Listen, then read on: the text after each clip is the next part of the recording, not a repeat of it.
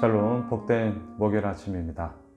오늘은 에스겔서 33장 21절로 33절의 말씀, 들으나 행하지 아니하니, 들으나 행하지 아니하니, 이 제목으로 말씀 나누고자 합니다. 예루살렘 성이 함락되었습니다. 오늘 본문 21절을 보십시오. 우리가 사로잡힌 지 12째 해 10째 달 5째 날에 예루살렘에서부터 도망하여 온 자가 내게 나와 말하기를 그 성이 함락되었다 하였는데, 남유다가 망하고 말았습니다. 바벨론의 공격이 이미 세 차례에 걸쳐서 계속 되고는 있었습니다. 바벨론의 포로로 끌려온 자들도 이미 많았습니다. 하지만 그 가운데서도 이제 모든 것이 다 함락되었다, 끝이 났다, 우리의 나라가 망하게 되었다, 주권을 잃어버렸다. 정말 슬픈 이야기가 오늘 본문 가운데 시작되고 있습니다. 자, 이러한 모든 상황과 정황 가운데 오늘 본문에 보면 크게 두 가지, 이스라엘 백성들이 그동안 가지고 있었던 생각과, 하지만 그러한 자기 생각, 자기 판단이 너무나 컸기 때문에 오늘 말씀의 제목처럼 듣기는 하였으나 행하지 아니하는 그러한 삶의 결과물로 이루어졌더라. 이게 오늘 본문의 내용이에요. 자, 그럼 첫 번째, 이들이 가지고 있었던 생각, 이들이 그동안 하고 있었던 자기 판단의 내용은 무엇이었습니까? 24절을 보십시오. 인자야, 이 이스라엘의 이 황폐한 땅에 거주하는 자들이 말하여 이르기를. 자, 이스라엘 백성들의 자기 생각, 자기 판단을 얘기하는 거예요. 뭐라고 합니까? 아브라함은 오직 한 사람이라도 이 땅을 기업으로 얻었나니 우리가 많은즉 더욱 이 땅을 우리에게 기업으로 주신 것이 되느니라 하는도다. 누가요? 이스라엘 백성들이. 이거 자기 생각이라는 거예요. 그건 네 생각이고, 이들이 말하고 있는 게 무엇이죠? 아브라함은 한 사람이었다. 근데 그 한 사람이 이러한 땅을 얻게 되었다면 우리 봐라, 얼마나 사람들이 많냐. 고로 한 사람보다 훨씬 더 많은 땅을 우리가 누리게 되는 것 아니겠느냐라고 얘기를 합니다. 지극히 무엇을 기준으로 하고 있습니까? 가시적으로 보이는 사람의 숫자. 사람의 숫자. 여러분, 많으면 많을수록 다다익선이라고 그런 부분들이 물론 있죠. 하지만 성경에서 말하는 많고 적음, 제가 이 부분에 대해서는 신명기 말씀을 가지고 몇 번 말씀을 드렸습니다만, 많다, 적다, 이게 단지 양의 문제인가, 숫자의 많고 적음의 문제인가, 그것을 뛰어넘어 더 본질적인 것은 하나님과의 관계에서 이루어지는 이야기가 되어야 한다. 여러분, 아브라함은 정말 한 사람이었어요. 하지만 이 한 사람이 어떤 사람입니까? 하나님과 동행하며 하나님의 부르심 앞에 날마다 섰던 자. 물론 실패했죠. 물론 잘못한 거 있어요. 하지만 그 가운데서도 아브라함은 열국의 아비라는 이름을 하나님으로부터 받은 자처럼 그의 삶을 통하여서 아버지께서 어떻게 이끌어 가시는지를 날마다 고백하며 어제 본문처럼 돌이키고 돌이키는 자였죠. 하나님과의 관계의 친밀함은요, 이루 말할 수 없었습니다. 반면에 지금 이스라엘 백성들이 말하고 있는 것처럼 우리는 많다라고 할 때 이 많음은 뭐예요? 숫자예요. 하나님과의 관계가 완전히 다 어긋나 버렸어요.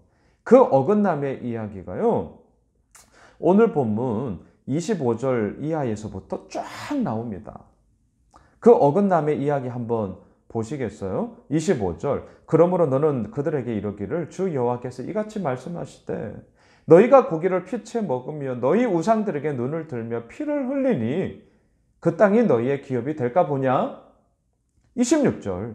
너희가 칼을 믿어 가정한 일을 행하며 각기 이웃의 아내를 더럽히니 그 땅이 너희의 기업이 될까 보냐? 뭘 돼요? 되기는 안 되죠. 안 되는 거예요. 왜요?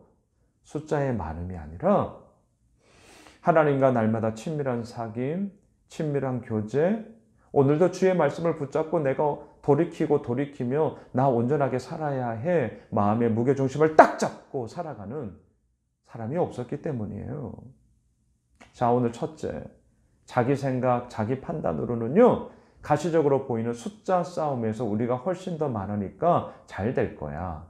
하지만 하나님은 말씀하세요. 정말 기업이 될까 보냐? 정말 네 생각대로 될까 보냐? 정말 그렇게 될까 보냐? 두 번째, 이러한 이스라엘 백성들이요, 성이 함락되었다는 말, 에스겔이 계속해서 선포했잖아요. 이 말을 듣지 않았죠. 근데 정말 함락이 되었어요. 그 말이 이루어졌어요. 그래서 어떻게 합니까? 30절. 인자야, 내 민족이, 다른 사람들이 담 곁에서와 진문에서 너에 대하여 말하며, 야, 에스겔 이러면서 이제 스팟라이트가 에스겔에게 쫙 모인다는 거예요. 또한 각각 그 형제와 더불어 말하여 이르기를, 자, 가서 여호와께로부터 무슨 말씀이 나오는가 들어보자 하고, 사람들의 관심이 이제 쏠릴 거라는 거죠. 자, 하나님의 말씀이 무엇인지 우리 한번 들어보자. 근데 31절. 백성이 모이는 것 같이 내게 나아오며 내 백성처럼 내 앞에 앉아서 내 말을 들으나 그대로 행하지 아니하니 이는 그 입으로는 사랑을 나타내어도 마음으로는 이익을 따름이라. 여러분, 저는 오늘 말씀의 결론을 먼저 이렇게 한번 내려볼게요. 듣고 있습니까? 아니면 듣는 척하고 있습니까? 지금 이들은 듣는 척하고 있잖아요. 왜요? 앞서 우리가 보았어요. 자기 생각, 자기 판단이 너무나 컸기 때문이죠. 내 생각, 내 의견이 딱 있으면요, 우리는 그냥 듣는 척 하죠. 저도 마찬가지예요. 듣는 척 하는 거예요. 예의상. 하지만 정말 그 상대에 대해서, 또한 오늘 이 하나님의 말씀에 대해서 우리가 듣는다는 것은 무엇일까요? 내 생각, 내 판단이 항상 옳아, 이것이 아니라 언제든지 틀릴 수 있어 라는 이 여지와 함께 정말 오늘 말씀에서 입으로는 사랑을 나타내어도 마음으로는 이익을 따릅니다 라고 할 때, 물론 여기서 말하는 이익은 자신들의 배부르기, 자신들의 유익만을 찾는 것이겠지만 한번 거꾸로 물어보세요.